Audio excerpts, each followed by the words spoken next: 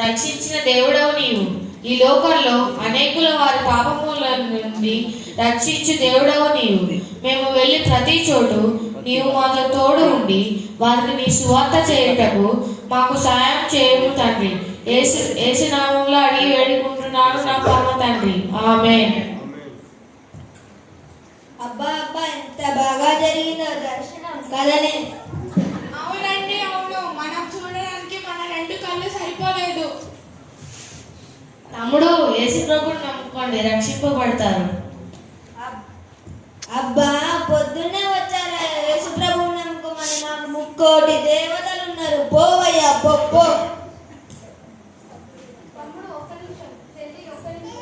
ఏమిటా చెప్పు, వింటా సోది. తమ్ముడు, మీకు కోట్లాది దేవుళ్ళు దేవతలు ఉన్నారంటున్నావు కదా, మరి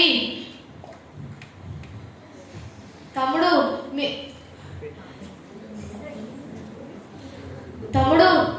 మీకు కోట్లాది దేవుళ్ళు దేవతలని ఉన్నారంటున్నావు కదా, కానీ మీరు పాపులని మీరు నమ్ముతున్నారా? నమ్ముతున్నా. తమ్ముడు, మీ పాపాలన్నీ పోవడానికి మీరు మోక్షం పొందుటకు మీరు కొన్ని పూజలు చేస్తారు. ఆకు పూజ, బిల్వ పూజ, తైలాభిషేకం, పాలాభిషేకం, నైలాభిషేకం, పుష్పాభిషేకం, నిలువదోపిడి, తలనీలాలను అర్పించడం, మాల వేసుకోవడం, మంగళహారతి, కొబ్బరి టెంకాయల వంటివి అర్పిస్తున్నారు. కానీ తమ్ముడు, తప్పు చేసిన వారిని శిక్షించడం న్యాయమా, లేదా వారి దగ్గర ప్రతిఫలం తీసుకొని వదిలేయడం న్యాయమా? శిక్షించడమే న్యాయం. అయితే తమ్ముడు, దేవుడు మనం ఇచ్చే అర్పణలు తీసుకొని దానికి ప్రతిఫలంగా మనల్ని వదిలివేస్తే ఆయన కూడా మన పాపంలో పాలి భాగస్థులు అవుతారులే, కానీ న్యాయవంతుడు ధర్మవంతుడు ఎలా అవుతాడు? తమ్ముడు, మన పూర్వీకులు ఒక మాట చెప్పారు, పాపోహం పాప కర్మాణం పాపాత్మా పాప సంభవ ప్రాహిమాం కృపయోదేవ శరణగత వత్సల అన్యాద శరణం నమః. తమ్ముడు, ఇది నీకు తెలుసా? తెలుసు. దీని అర్థం నీకు తెలుసా? తెలియదు. నేను చెప్తా విను. పాపోహం అంటే నేను పాపిని, పాప కర్మాణం అంటే నేను పాప కర్మాలు చేస్తున్నాను, పాపాత్మ అంటే నా పాపం కూడా నా ఆత్మ కూడా పాపంలోనే ఉంది. తమ్ముడు, పాప సంభవం అంటే ఓ దేవా, నా పాపముల నుండి బయటపడుట నా వల్ల కాదు, నీవే ఏదో ఒక దారి చూపించు అని అర్థం. తమ్ముడు, మీరు చేసే పూజల వల్ల మీరు స్వర్గానికి వెళ్తారనుకుంటున్నారా? మేము చేసే పూజల ద్వారా స్వర్గం వెళ్తామనుకుంటా.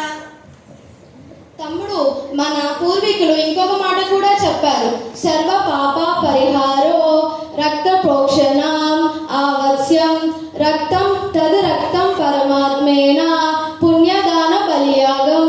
తమ్ముడు, ఇది నీకు తెలుసా? తెలుసు. దీని అర్థం నీకు తెలుసా? తెలియదు. సర్వ పాప పరిహారో అంటే సర్వలోకం పాపంలోనే ఉంది, మరి పరిహారం ఏంటి తెలుసా నీకు? తెలియదు. తమ్ముడు, మీరు పూజించే దేవుళ్ళల్లో ఎవరైనా పాపం కొరకు ప్రాణం పెట్టిన వారు ఉన్నారా? ఎవరు లేరు. కానీ తమ్ముడు, మన యేసు ప్రభు నీ కోసం, నా కోసం, మనందరి కోసం ఆయన శిలువలో తన ప్రాణం పెట్టాడు. మళ్ళీ తిరిగి 3వ దినాన మనందరి కోసం రాబోతున్నాడు. ఇప్పటికీ నా మాట విని యేసు ప్రభుని నమ్ముకోండి, రక్షింపబడండి. అబ్బా చిచ్చి, మనం చేసిన పూజలన్నీ వ్యర్థమైపోయాయి. అవునండి, మనం చేసిన పూజలన్నీ వ్యర్థమైపోయాయి. చిచ్చి. ఇప్పటి నుండి మనం కూడా యేసు ప్రభువుని నమ్ముకుందాం. నమ్ముకుందామండి.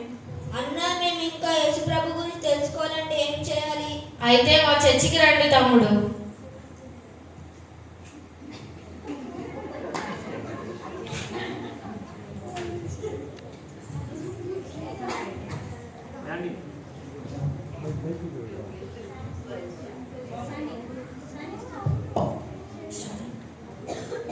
అల్లాహు అక్బర్, అల్లాహ్ ఇలాహ ఇల్లల్లాహ్.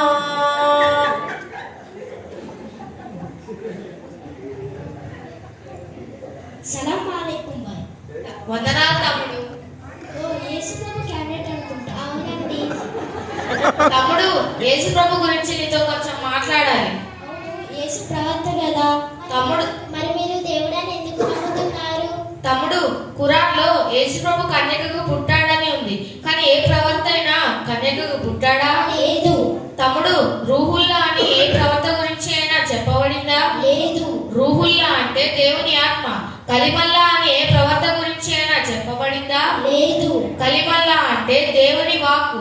తమ్ముడు, మీరు నమ్మేది 1,20,000 మంది పైగానే ప్రవక్తలు ఉన్నారు, కానీ వాళ్ళందరిలో ఒక్కోలైనా పాపము లేని వారు ఉన్నారా? లేరు. కానీ ఖురాన్ సాక్ష్యం ఇచ్చింది యేసు ప్రభు ఏ పాపము లేనివాడని, పరిశుద్ధుడని, మళ్ళీ రెండవ రాకల్లో తిరిగి రాబోతున్నాడని. కానీ తమ్ముడు, ఈసునే ఎందుకు రావాలి? అవును, ఈసునే ఎందుకు రావాలి? తమ్ముడు, ఖురాన్లో ఉంది ఈసు మట్టితో ఒక పక్షి బొమ్మను చేసి దానికి జీవవాయువు ఊది దాన్ని పైకి ఎగరవేశాడని, అది ఎగిరిపోయిందని ఉంది. తమ్ముడు, జీవవాయువు ఊదగలిగాడు. దీన్ని బట్టి చూస్తుంటే ఈసు సృష్టికర్త. తమ్ముడు, 1 ఈసు పరిశుద్ధుడు, 2 దేవుని ఆత్మ, 3 దేవుని వాక్కు, 4 ఈసు సృష్టికర్త. తమ్ముడు, మీరు మోక్షాన్ని చేరడానికి మీరేం చేస్తారు? మా ద్వారా పాపము జరిగితే పశ్చాత్తాపడితే సరిపోతుంది. ఉపవాసం ఉండడం, దాన ధర్మాలు చేయడం వలన మా పాపాలు పోతాయి. తమ్ముడు, మీరు ఒకసారి పాపం చేసి పశ్చాత్తాపడితే పోతుంది అంటున్నారు కదా, కానీ మీరు ఒకసారి పాపం చేస్తే 2 సార్లు పశ్చాత్తాపడతారు. అదే 2 సార్లు తప్పు చేస్తే 4 సార్లు పశ్చాత్తాపడతారు. అసలు తప్పు చేద్దామన్న భయం మీలో ఎలా కలుగుతుంది? కానీ యేసు ప్రభు అన్నాడు ఖచ్చితంగా తప్పు చేయొద్దని. మీరు చేసిన అన్నిటికీ నేను శిక్ష అనుభవించాలని, ఇక మీదట చేయొద్దని. ఇప్పటికీ యేసు ప్రభుని నమ్ముకోండి, రక్షింపబడండి. తమ్ముడు, 1 యేసు ప్రభు ప్రవక్త కాదు, యేసు దేవుడే. ధన్యవాదాలన్న. ఇన్ని రోజులు మేము యేసు ప్రవక్త అనుకున్నాము. ఈ రోజు తెలిసింది యేసు దేవుడని. మాకు ఈ రోజే తెలిసింది యేసు దేవుడని. మేము ఇంకా యేసు గురించి తెలుసుకోవాలనుకుంటున్నాము. అయితే మా చర్చికి రండి తమ్ముడు.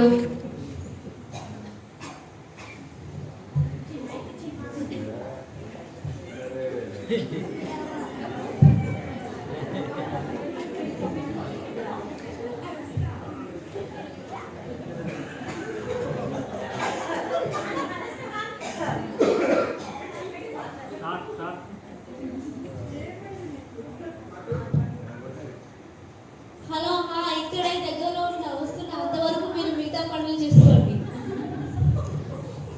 పిచ్చి జనమా, ఈ పూజలు ఈ నమాజులు ఈ ప్రార్థనలు ఎందుకు? అసలు ఎందుకు? చీ. తమ్ముడు, యేసు ప్రభుని నమ్ముకో, రక్షింపబడతావు. వీళ్ళు యేసు ప్రభు తాలూకా అనుకుంటా. వీళ్ళని చూడు, నేను ఒక ఆట ఆడిస్తా. తమ్ముడు, యేసు ప్రభు గురించి నీతో కొంచెం మాట్లాడాలి. నేను అసలు దేవుడే లేదంటా ఉంటే దేవుడిని నమ్ముకోమంటావు ఏంటయ్యా? ఉంటే చూపించనా? తమ్ముడు, టెక్నాలజీ పెరిగిపోయాయి. ఈ రోజుల్లో దేవుడు అనేవాడే లేడని, మనిషి తానంతట తానే పుట్టాడని అనే కదా నీ డౌట్? అవును. తమ్ముడు, ఒక ఇల్లు కట్టబడాలంటే దానికి మేస్త్రి ఖచ్చితంగా ఉండాలి. అలాగే మనం వాడే ఏదో ఒక వస్తువు ఎవరో ఒకరు తయారు చేసి ఉన్నారు. వాటి అంతటా అవే రాలేదు కదా.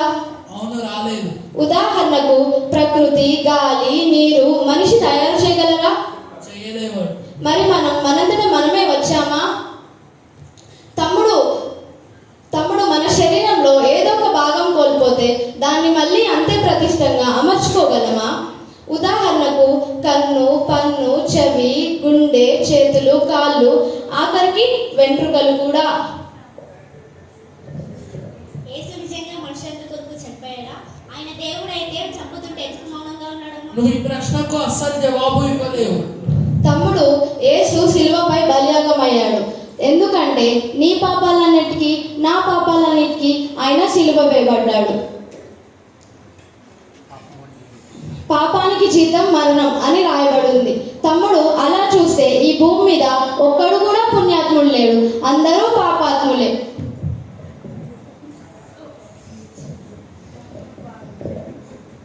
అందరూ కూడా పాపాత్ములే. తమ్ముడు, ఏ పాపం లేని వ్యక్తి ఒకడున్నాడు. ఆయనే ప్రభువైన యేసుక్రీస్తు. కన్య అయిన మరియ గర్భంలో పుట్టి జన్మించి పరిశుద్ధంగా పవిత్రంగా జీవించి ఆయన మన కొరకు శిలువపై బలియాగమయ్యాడు. పాపం అంటే ఏమిటి? దేవుడు ఏది చేయవద్దని చెప్పాడో అది చేయడమే పాపం, ఏది చేయమని చెప్పాడో అది చేయకపోవడమే పాపం. స్వర్గం నరకం నిజంగా ఉన్నాయా? తమ్ముడు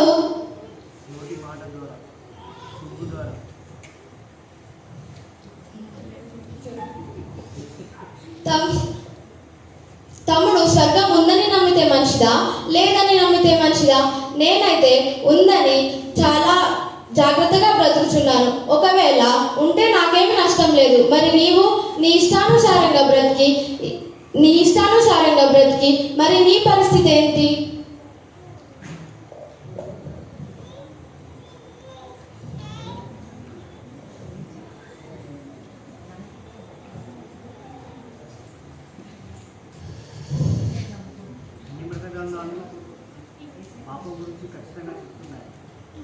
తమ్ముడు నీ అనుమానాలన్నీ వదిలేసే దేవుణ్ణి నమ్ముకో, రక్షింపబడండి. థ్యాంక్స్ అక్క. ఇన్ని రోజులు నేను దేవుడు లేడు అనుకున్నాను, కానీ నాకు ఎందుకో ఇప్పుడు దేవుడు ఉన్నాడని అనిపిస్తుంది. నేను దేవుడి గురించి ఇంకా చాలా విషయాలు తెలుసుకోవాలనుకుంటున్నాను. అయితే మా చర్చికి రండి.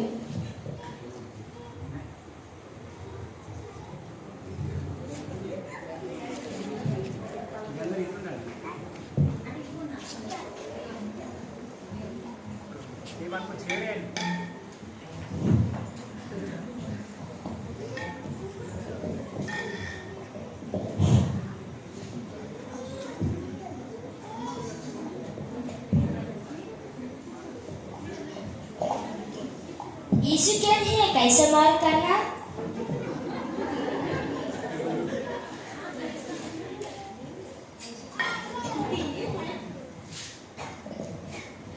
యేసు ప్రభు గురించి ఎలా తెలుసుకోవాలి? చర్చికి ఎలా వెళ్ళాలి?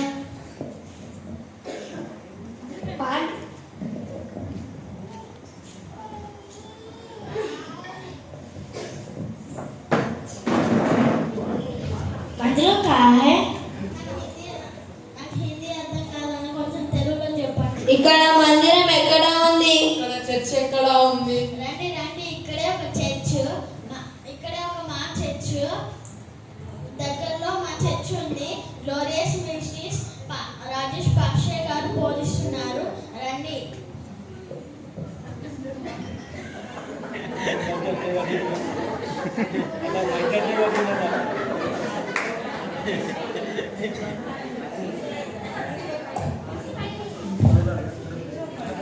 పాక్షే వీళ్ళు దేవుడి గురించి తెలుసుకోవడానికి వచ్చారు. మీరు 2-3 వాక్యాలు చెప్పి బోధించండి. కూర్చోండి. పాక్షే గారు 2-3 వాక్యాలు చెప్పి అలాగే ప్రార్థన చేసి వాళ్ళు పాపాలు క్షమించబడు. మీరు ఈ రోజు నుండే యేసుక్రీస్తు గురించి తెలుసుకోవడానికి వస్తున్నారు. మీ వాక్యం బోధిస్తాను. అపోస్తలుల కార్యం 10:36. యేసుక్రీస్తు అందరికీ ప్రభువు. కనుక మీరు యేసుక్రీస్తుని నమ్ముకున్నట్లయితే మీ పాపాలు క్షమించబడతాయి, మీ పరలోక రాజ్యంకి వెళ్తారు. ప్రార్థన చేసుకుందాం. మోకరించండి. ప్రభువా, వీళ్ళందరికీ మానవ మనసు దయచేసి మీ రక్షణలోకి నడిపించి మీ పరలోక రాజ్యానికి చేర్చుకోమని నజరేయుడిని ప్రార్థిస్తున్నాం తండ్రి. ఆమేన్. బిడ్డలారా, మీరందరూ శని ఆదివారంలో జరిగే కూటక్రమాలకి రండి. సరే పాషే గారు వస్తాం. నేను చెప్పే వాక్యాన్ని అనుసరించండి. సరే.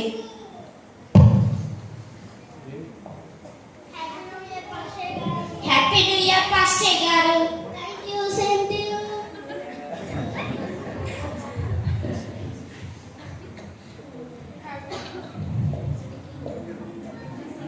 Thank you. Same to you.